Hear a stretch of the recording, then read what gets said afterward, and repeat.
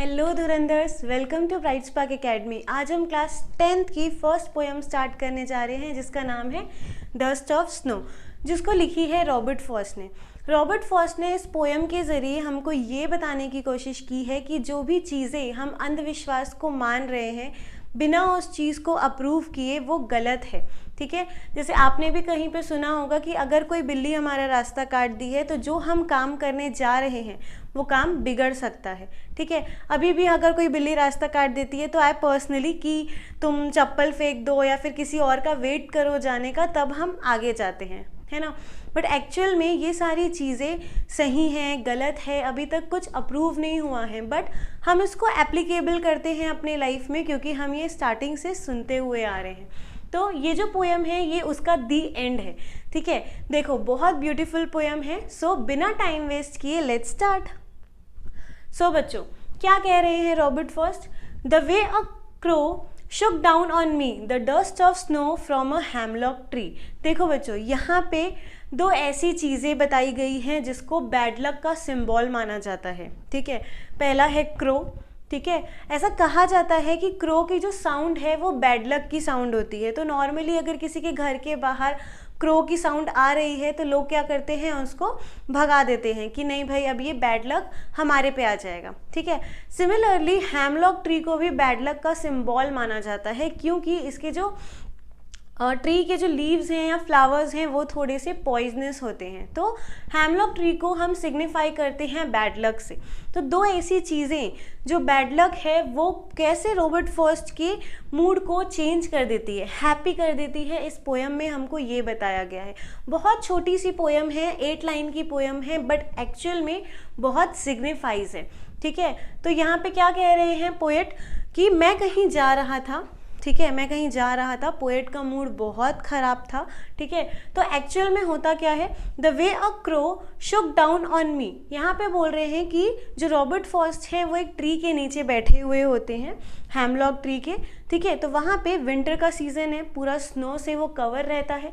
तो जैसे ही crow move करता है या फिर वो उड़ने की कोशिश करता है, यहाँ पे एक्चुअल में मेंशन नहीं है कि क्रो क्या कर रहा है, बट क्रो क्या करता है, क्रो के मूवमेंट की वजह से जो ट्री का स्नो होता है वो किसके ऊपर आके गिर जाता है, हमारे पोएट के ऊपर। ठीक है, देखो लिखा है the way a crow Shuk down on me the dust of snow from a hemlock tree. कहाँ से गिर जाता है, हेमलॉक ट्री से, और स्नो किसके ऊपर गिर जाता है, पोएट के ऊपर। ठीक है, तो जैसे ही पोएट के ऊपर स्नो गिरता है तो क्या होता है, देखो, has given my heart a change of mood and saved some part of a day I rued।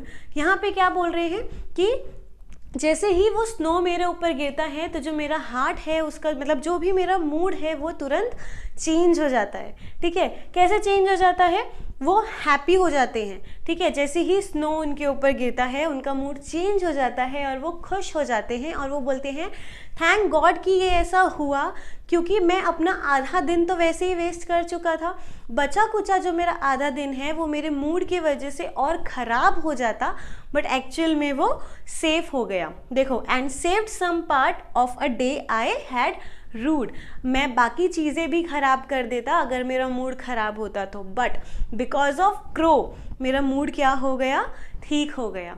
ठीक है, तो यहाँ पे एक्चुअल में पोएट क्या कहना चाह रहे हैं, पोएट ये कहना चाह रहे हैं कि हम जो अंधविश्वासी दुनिया में रह रहे हैं, हम अंधविश्वास में जी रहे हैं कि कैसे क्रो को बैड लक माना जा रहा है, हेमलॉक को बैड लक माना जा रहा है, बट एक्चुअल में इन्हीं दोनों ने मेरे मूड को क्या कर दिया, चेंज कर दिया। मैं सैड से क्या हो गया, हैप्पी हो गया। ठीक है, और बचा कुछ दिन, देखो बच्चों, जब अपना मूड ख़राब होता है ना, ठीक है, तो अपना जो दिन है अपन उसको स्पॉइल कर देते हैं। ठीक है, मानो नहीं मानो, अपना जो काम है, इम्पॉर्टेंट काम है, अपन उसको भी ढंग से नहीं कर पाते हैं, या कोई भी ऐसा वैसा काम जो हमको मिला हुआ होता है हम उसको नहीं कर पाते हैं बिकॉज ऑफ आवर मूड, है ना।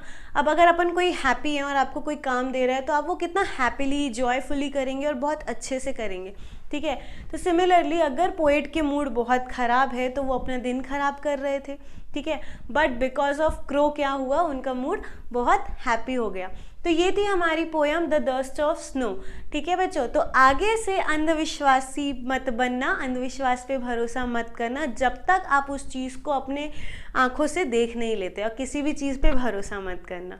ठीक है, तो ये थी हमारी पोयम। आई होप सो आपको अच्छी लगी हो, और अगर आपके पास कुछ ऐसा मोमेंट है अंधविश्वासी से रिलेटेड या आपने कुछ ऐसा फेस किया है तो कमेंट कीजिएगा, मुझे भी तो पता चले आपकी story. And we will meet you soon. Bye.